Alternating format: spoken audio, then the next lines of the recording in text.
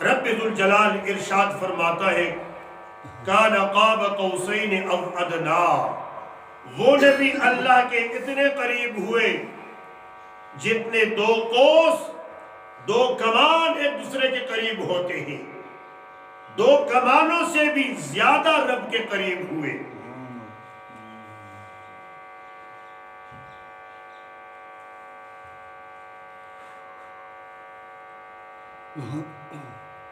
اور کان قوسین او ادنا، دو قوس، دو کمانوں سے زیادہ قربت۔ یہ کیا چیز ہے؟ علماء کرام فرماتے ہیں کہ قاب قوسین سے مراد اور اس سے مطلوب اور مقصود اللہ رب العالمین اور اس کے رسول کریم صلی اللہ علیہ وآلہ وسلم کا معاملہ، اللہ اور اس کے رسول کے معاملے کا ایک ہونا مراد اور مقصود ہے کہ اللہ پاک اور اس کے رسول صلی اللہ علیہ وآلہ وسلم کا ہر معاملہ ایک ہے، یعنی اللہ جو چاہتا ہے مصطفیٰ کریم علیہ السلام بھی وہی چاہتا ہے، جو معاملہ اللہ کا ہے وہی معاملہ مصطفیٰ کریم علیہ السلام کا بھی ہے، اور جو معاملہ نبی کریم صلی اللہ علیہ وآلہ وسلم کا ہے وہی معاملہ رب ذوالجلال کا بھی ہے۔ اب اس پر ہم قرآنی آیات بینات کی روشنی میں کچھ روشنی ڈالنا چاہتے ہیں۔ اس آیت سے واضح کر دیا گیا کہ اللہ اور رسول اور اس کے رسول کا معاملہ واحد ہے، ایک ہے۔ اللہ رب العالمین کی رضا رسول اللہ صلی اللہ علیہ وسلم کی رضا ہے، اور اللہ تعالیٰ کی ناراضگی رسول کریم صلی اللہ علیہ وسلم کی ناراضگی ہے۔ رسول اللہ صلی اللہ علیہ وسلم سے بیعت کرنا اللہ پاک سے بیعت کرنا ہے، اور رسول کریم صلی اللہ علیہ وسلم اللہ کی اطاعت رسول کریم صلی اللہ علیہ وسلم کی اطاعت ہے۔ رسول کا حکم اللہ جل جلالہ کا حکم ہے، رسول اللہ صلی اللہ علیہ وسلم کا منع کرنا اللہ رب العالمین کا منع کرنا ہے۔ رسول کریم صلی اللہ علیہ وآلہ وسلم کو دھوکہ دینا اللہ کو دھوکہ دینا ہے، اور رسول اللہ صلی اللہ علیہ وسلم کو تکلیف اور ایذا دینا اللہ پاک کو ایذا اور تکلیف دینا ہے، اور رسول کریم صلی اللہ علیہ وآلہ وسلم کا خریدنا اللہ کا خریدنا ہے، رسول کریم صلی اللہ علیہ وآلہ وسلم کا فعل اللہ کا فعل ہے۔ قرآن مجید میں ان باتوں کی مثالیں بہت کثیر تعداد میں موجود ہیں، پر ہم نے آپ کے سامنے کچھ چند مثالیں قرآنی آیات کی روشنی میں پیش کرنی ہے۔ آپ غور سے توجہ سے سماعت فرمائیں، آپ کو اندازہ ہو جائے گا کہ شب معراج نبی کریم صلی اللہ علیہ وآلہ وسلم اور رب ذوالجلال ایک دوسرے کے کتنے قریب ہوئے؟ دو قوسوں سے بھی زیادہ قریب ہوئے، دو کمانوں سے بھی زیادہ قریب ہوئے ہیں۔ اور دو کمانوں کی مثال یہ عربی محاورہ کے تحت دیا ہے۔ عرب کے لوگ جب کسی کے ساتھ دوستی کرتے تو وہ دونوں اپنے کمان اکٹھے رکھ دیتے تھے، اور یہ لوگوں سے بابر کراتے کہ دیکھو ہمارے کمانوں کو، ہم دونوں اکٹھے ہو گئے، ہمارے دونوں کے کمان اکٹھے ہو گئے، اب ہمارا معاملہ ایک ہے، ہم میں سے کوئی جس کے ساتھ بھی جھگڑا کرے گا تو ہم ایک دوسرے کا دفاع کریں گے۔ مثلا اگر کوئی میرے ساتھ جھگڑا کرے گا تو میرے ساتھ جس کا کمان ہے وہ اپنا جھگڑا سمجھے گا کہ یہ اس کے ساتھ نہیں میرے ساتھ ہے، اور اگر کوئی اس کے ساتھ جھگڑا کرے گا تو وہ یہ تصور کرے گا کہ یہ جھگڑا اس کے ساتھ نہیں میرے ساتھ ہے۔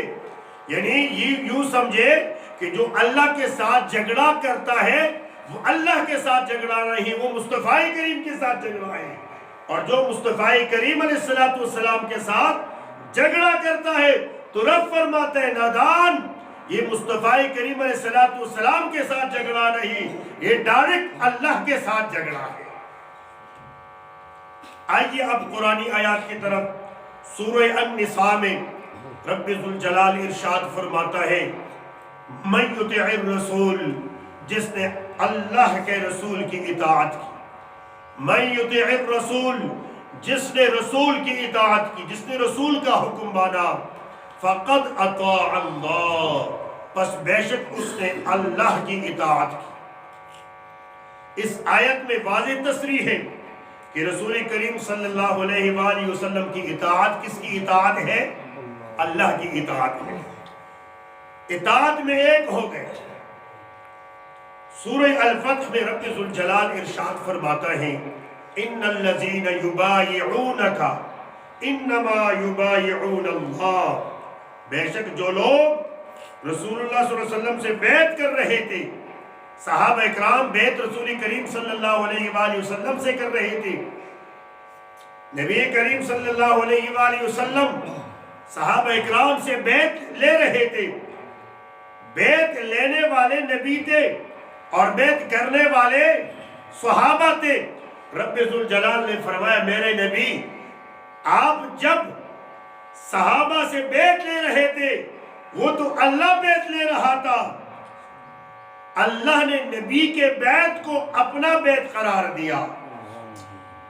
ذرا توجہ تو کریں، بیعت صحابہ سے اللہ کے بجائے نبی لے رہے ہیں، اور رب ذوالجلال فرما رہا ہے کہ وہ بیعت اللہ کر رہا تھا۔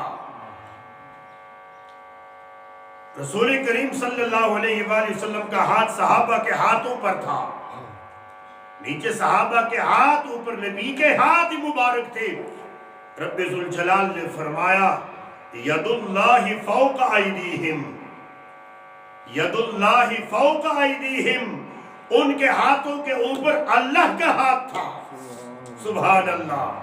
قاب قوسین او ادنا، کہ وہ شب معراج اتنے قریب ہوئے جتنے دو کمان قریب ہوتے ان سے بھی زیادہ، یعنی صحابہ اکرام بیعت لے رہے تھے، صحابہ کے ہاتھوں کے اوپر ہاتھ مصطفیٰ کریم کا تھا۔ رب نے فرمایا ید اللہ فوق ایدیہم، ان صحابہ کے ہاتھ کے اوپر اللہ کا ہاتھ ہے۔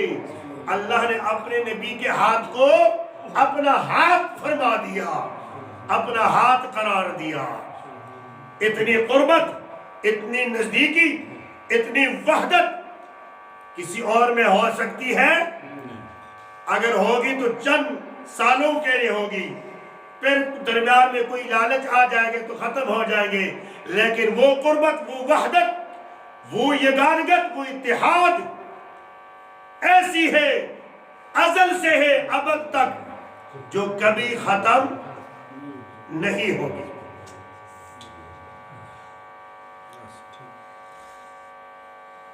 جنگ بدر میں کفار جب آمنے سامنے تھے، صحابہ اکرام تعداد میں بڑے کم تھے،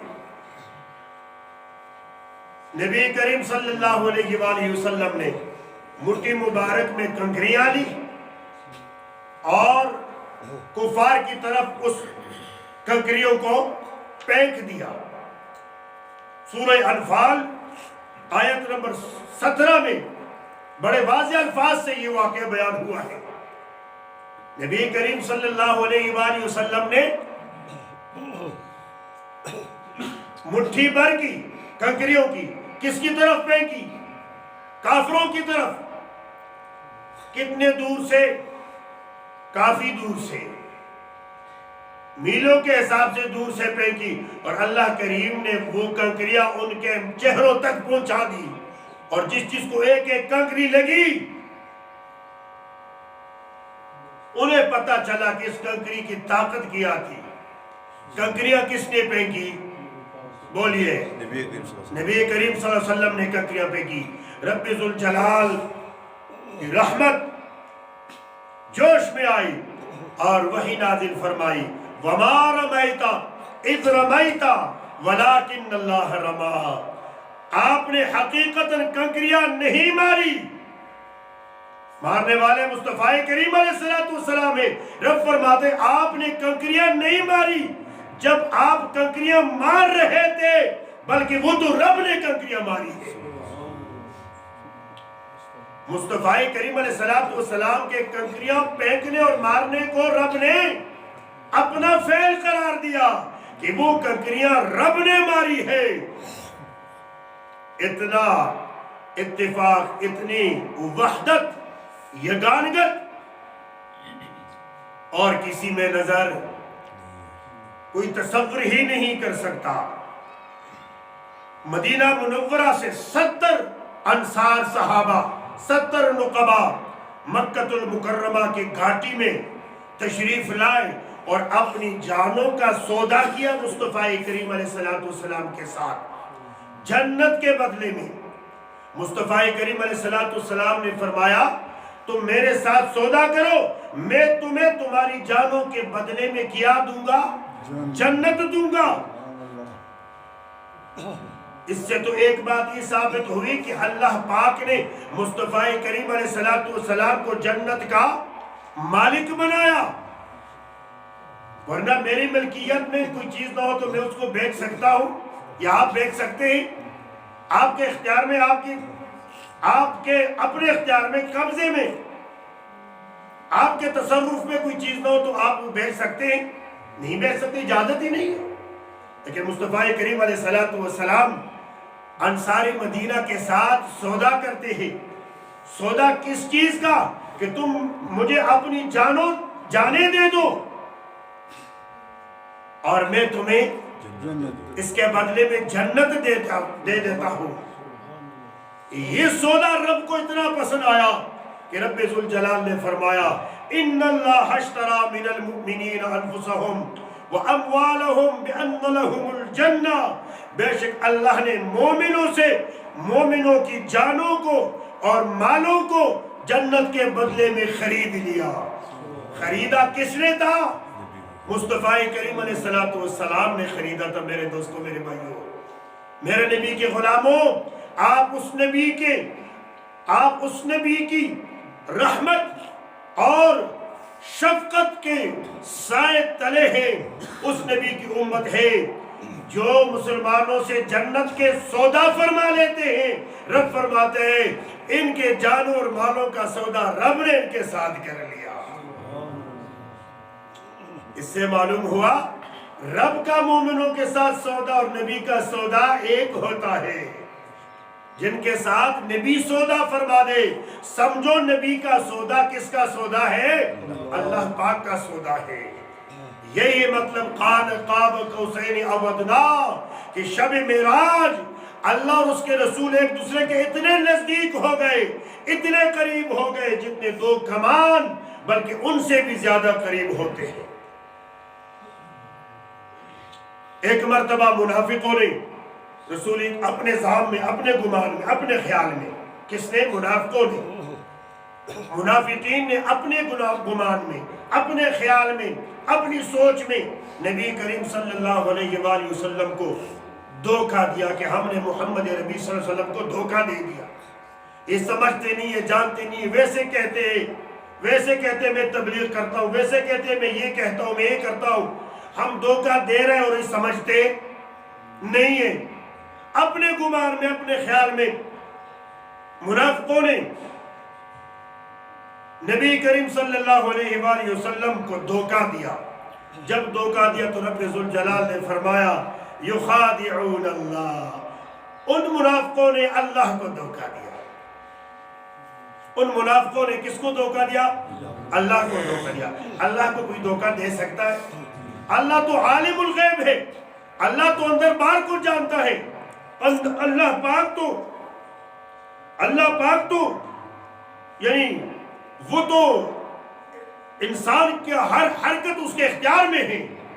اللہ سے تو دھوکہ متصور ہی نہیں ہو سکتا۔ ہم تو سوچ بھی نہیں سکتے کہ کوئی اللہ کو دھوکہ دے سکتے۔ پر جب منافقوں نے نبی کریم صلی اللہ علیہ وآلہ وسلم کو دھوکہ دیا تو رب نے نبی کو دھوکہ دینا اپنے لیے قرار دیا کہ یہ نبی کو دھوکہ نہیں دیتے. کس کو دھوکہ دے رہے؟ اللہ کو دھوکہ دے رہے. معلوم ہوا نبی کو دھوکہ دینا اللہ پاک کو دھوکہ دینے کے برابر اور مترادف ہے. وہ لوگ جو نبی کو جس گمان سے خیال کرتے ہیں اپنے جیسا یا عام انسان جیسا، ان لوگوں کو قرآن ان آیاتوں پر غور کرنا چاہیے کہ ہم میں اور نبی میں بڑا فرق ہے. نبی کا ہر حرکت، نبی کی ہر حرکت، نبی کی ہر سوچ، نبی کا ہر ارادہ رب کا ہے. ہماری سوچ، ہمارے خیالات، ہمارے ارادوں میں اللہ کے ارادوں میں بڑا فرق ہوتا ہے.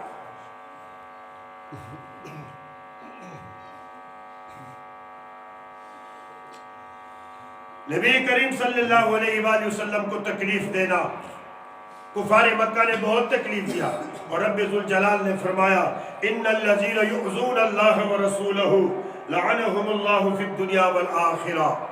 جس نے اللہ کو تکلیف دی اور جس نے رسول کو تکلیف دی ان پر دنیا میں لعنت اور آخرت میں بھی لعنت. اللہ کو کوئی تکلیف دے سکتا ہے؟ کوئی نہیں دے سکتا. لیکن اللہ نے یہ کیوں فرمایا کہ جو لوگ اللہ کو تکلیف دیتے اور رسول کو تکلیف دیتے ہیں؟ اس لیے فرمایا کہ لوگ رسول کریم صلی اللہ علیہ وآلہ وسلم کو تکلیف دیتے تھے، اذیت پہنچاتے تھے. تو رب نے فرمایا کہ جو میرے رسول کو اذیت پہنچا رہا ہے وہ مجھے تکلیف پہنچا رہا ہے. اور جو رسول کو تکلیف پہنچائے کسی طرح بھی تکلیف پہنچائے، مثلا چلو میں ایک مثال دیتا ہوں، نقل کفر نباشد. اگر میں کہوں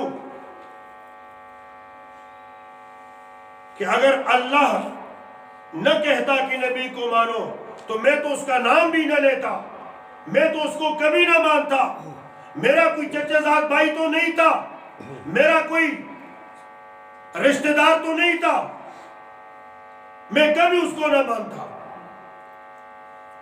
یہ بات اگرچہ انداز غلط ہے، بات درست ہے، لیکن یہ انداز اللہ اور اس کے رسول کو پسند نہیں ہے. آج کل کے علماء اپنے علم کے گھمنڈ میں اتنے آگے نکل گئے کہ انہوں نے رسول کریم صلی اللہ علیہ وآلہ وسلم کی ذات کو عام انسانوں جیسا سمجھ لیا.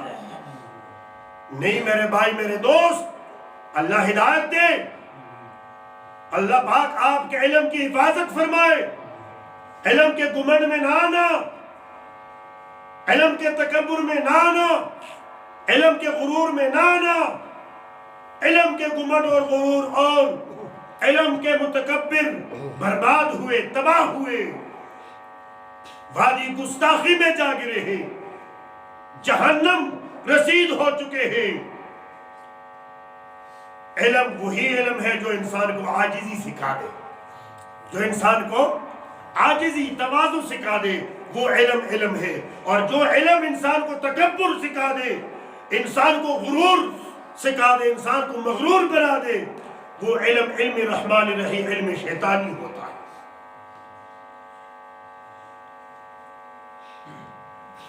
تو اللہ کے رسول کو جس بات سے بھی تکلیف ہوتی ہے، مثلا میں آپ میں سے کسی کو کہوں کہ اگر آپ کو اگر میرا باپ نہ مانتا تو میں کبھی آپ کو نہ مانتا، میں آپ کو باپ کو بھی نہ مانتا، میں آپ کی ماں کو بھی نہ مانتا، میں آپ کے دادے کو بھی نہ مانتا. بات تو ٹھیک ہے، لیکن کیا سن کر آپ کیا محسوس کریں گے کہ یار دیکھو یہ آدمی کتنے غرور میں آیا، کتنے تکبر میں آیا. یار تو مجھے اس لیے مانتا ہے کہ مجھے فلاں نے مان لیا، اور پھر اس پر قرآنی آیات اب دلائل میں پیش کر لیں کہ وَمَا أَرْسَلْنَا مِن رَسُولٍ إِلَّا لِيُطَاعَ بِإِذْنِ اللَّهِ. ہاں یہ تو ہم بھی مانتے ہیں کہ اللہ نے رسولوں کو بھیجا اس لیے ہے کہ رسولوں کی اطاعت کی جائے، کہ ہم رسول کی اطاعت اس لیے کرتے کہ ہمیں اللہ نے کہا ہے. ارے بات درست ہے پر غلط بھی ہے. غلط اس لیے ہے نادان تجھے کس نے کہا کہ اللہ ہے؟ جو قرآن ہے کس کی کتاب ہے؟ اللہ کی۔ اس میں کلام کس کا ہے؟ اللہ کا۔ اس میں بیان کس کا ہے؟ اللہ کا۔ میں پوچھتا ہوں ہمیں اس کلام کی شناخت کس نے کی ہے؟ ہمیں اس کلام کی معرفت کس نے کرائی ہے؟ اللہ نے نہیں، اللہ نے تو نہ شناخت کرائی ہے نہ معرفت کرائی ہے۔ اگر ہم کہیں کہ اس کلام کی معرفت ہمیں اللہ نے کی، شناخت اللہ نے کرائی، تو کس سے کرائی ہے؟ حضرت محمد مصطفیٰ صلی اللہ علیہ وآلہ وسلم کی زبانی کرائی ہے۔ تو پہلے آپ اللہ کو مانیں گے یا مصطفیٰ کو مانیں گے؟ پہلے اللہ کو نہیں، پہلے مصطفیٰ کو ماننا پڑے گا، پہلے مصطفیٰ پر یقین کرنا پڑے گا۔ مصطفیٰ نے فرمایا یہ رب کا کلام ہے، تب ہم نے مانا کہ رب کا کلام ہے۔ مصطفیٰ نے فرمایا یہ رب کا فرمان ہے، تب ہم نے کہا رب کا فرمان ہے۔ تو پہلے کس کو مانا، کلام کو، رب کو، یا مصطفیٰ کی زبان کو؟ پہلے مصطفیٰ کریم کی زبان کو ماننا پڑے گا، تب ہمیں سمجھ آئے گی، تب ہمارا ایمان، ہمارا ایقان درست ہوگا کہ یہ رب کا کلام ہے، رب کا فرمان ہے کہ مصطفیٰ کی اطاعت کرو، مصطفیٰ کریم کی اطاعت کرو۔ یہ ہمیں کس نے فرق کہا؟ مصطفیٰ کریم علیہ السلام نے فرمایا کہ میں رب کا نبی ہوں اور مجھے رب کا رسول مانو، میری اطاعت کرو رب کی اجازت سے۔ یہ ہم مانتے ہیں، پر ہم مانتے مصطفیٰ کریم کی زبان سے ہے، مصطفیٰ کریم کے وساطت سے ہے، وسیلے سے ہے۔ ڈائریکٹ رب نے کسی کے ساتھ کچھ بھی بیان نہیں کیا سوائے انبیاء کے۔ تو قاب قوسین او ادنیٰ کا معنی یہ ہوا کہ رب ذوالجلال اور پیارے رسول کریم صلی اللہ علیہ وآلہ وسلم کا معاملہ ایک ہے، اس میں کوئی فرق نہیں ہے۔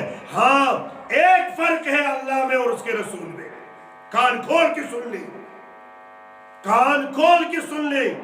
اللہ اور اس کے رسول میں کتنے فرق ہیں؟ صرف ایک فرق ہے، باقی کوئی فرق نہیں۔ باقی اگر کوئی فرق ڈالتا ہے تو مجھے قرآن سے بتا دے، میں ماننے کے لیے تیار ہوں۔ مجھے حدیث کی ذخیرہ سے بتا دے، میں ماننے کے لیے تیار ہوں۔ میرا ایمان ہے، میں چاہتا ہوں کہ میری اصلاح ہو جائے۔ میں لا علم ہوں، میرا علم کم ہے، میں علم کی دنیا میں بہت کمزور ہوں۔ میں چاہتا ہوں میری اصلاح ہو جائے، میری درستگی ہو جائے۔ اللہ اور اس کے رسول میں ایک فرق ہے کہ اللہ اللہ ہے، وہ خالق ہے، وہ مالک ہے، اور رسول عبد ہے، مخلوق ہے، بندے ہیں۔ باقی اللہ کا حکم، اللہ کے رسول کا حکم ایک ہے، اللہ کا کلام، رسول کا کلام ایک ہے۔ وَمَا يَنْتِقُ عَنِ الْهَوَىٰ إِنْ هُوَ إِلَّا وَحْيٌ يُوحَىٰ۔ یہی معراج کی سب نازل ہوئی، معراج کی آیاتوں میں ہی کہ رسول کریم صلی اللہ علیہ وسلم اللہ کی مرضی کے بغیر کوئی زبان ہلاتا ہی نہیں ہے۔ اللہ کا ارادہ، رسول کا ارادہ، رسول کا ارادہ، اللہ کا ارادہ۔ مجھے دنیا کے تمام مولویوں سے یہ عرض ہے، چیلنج نہیں کرتا، عرض کرتا ہوں، دنیا کے تمام مولویوں سے، شیعہ مکتب فکر ہے، دیوبندی ہے، پنجبیری ہے، وہابی ہے، جو بھی ہے، ان سے عرض ہے کہ پورے قرآن میں مجھے بتا دو اس ایک بات کے سوا کہ اللہ خالق ہے، نبی مخلوق ہے، اللہ معبود ہے، نبی عابد ہے، بندے ہیں، اس کے سوا مجھے اور فرق بتا دو۔ ہے کوئی فرق؟ بتا دو، میں ماننے کے لیے تیار ہوں۔ اگر نہیں تو پھر نبی کو اپنا جیسا مت سمجھو، نبی کو اپنا جیسا مت سمجھو۔ اللہ کے بعد اگر کوئی مرتبہ اور مقام ہے تو وہ نبی کا ہے، اور یہ مرتبہ اور مقام نبی کو کس نے دیا؟ اللہ پاک نے دیا۔ غور کرو، اس زمین پہ آپ بیٹھے ہیں، اس زمین سے راتوں رات کے ایک لمحہ میں مسجد حرام کے صحن سے نبی تشریف لے گئے بیت المقدس، وہاں سے 7 آسمانوں کے اوپر سدرۃ المنتہا کو کراس کیا، آگے رف کو کراس کیا، آگے مقام دنا فتدلا، آگے مقام کان قاب قوسین او ادنا، سدرۃ المنتہا سے اوپر، اور وہاں باتیں بھی ہوئی، واپس بھی آئے، بستر بھی گرم ہے، واپس آئے، دروازے کی کنڈی بھی ہل رہی ہے۔ یہ سب قدرت کس کی ہے؟ یہ سب قدرت اللہ کی ہے۔ اللہ ایسا کر سکتا ہے، اللہ کے سوا اور کوئی ایسا نہیں کر سکتا۔ تو اللہ کریم اپنے نبی کو اتنی بلندیوں پر لے جا سکتا ہے، تو باقی کون سی بلندی ہے جو اللہ نے اپنے نبی کو عطا نہیں فرمائی؟ ہے کوئی؟ تو ساری دنیا کے علماء سے میری عرض ہے، مجھے وہ مرتبہ بتائے جو مرتبہ اللہ نے اپنے نبی کو عطا نہ فرمایا ہو۔ الحمد سے لے کر والناس تک اور بخاری سے لے کر 40 تک حدیثوں کا ذخیرہ کنگال کے دکھا دو۔ عرض ہے میری کہ اللہ نے اپنے نبی کو کون سا منصب عطا نہیں فرمایا، سوائے اس کے کہ نبی الہ نہیں ہو سکتا، خدا نہیں ہو سکتا، نبی اللہ نہیں ہو سکتا۔ باقی اللہ پاک نبی کو ہر مرتبہ ایسا عطا فرمایا ہے کہ انسانی تصور سے ماورا ہے، عقل انسانی کے تصور سے ماورا ہے۔ اور وہاں سے تحفہ کیا لے کر آئے ہیں؟ یہی دن تھا، صبح مصطفیٰ کریم علیہ السلام نے صحن کعبہ میں فرمایا کہ لوگوں، آج رات کو میں نے رب کی زیارت کی، آج رات کو میں نے معراج کیا۔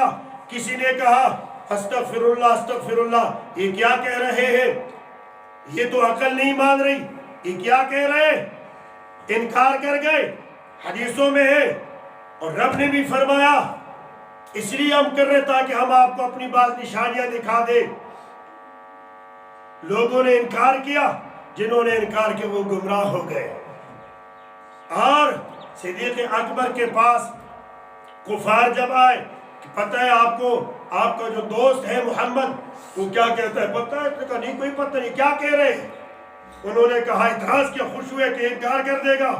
کہا وہ تو کہتا ہے میں نے رات میں یہاں سے بیت المقدس کیا، وہاں سے آسمانوں پہ گیا، وہاں سے رب کو دیکھا، اور وہاں سے میں نے 2 تحفے لائے، ایک نماز پتنی، یہ کیا چیز ہے، اور ایک سورہ بقرہ کی آخری 2 آیات آمن الرسول بما انزل الیہ من ربہ والمؤمنون، آخر تک یہ 2 تحفے لائے۔ ابو بکر آپ مانتے ہیں اس بات کو؟ اس بات کو مانتے؟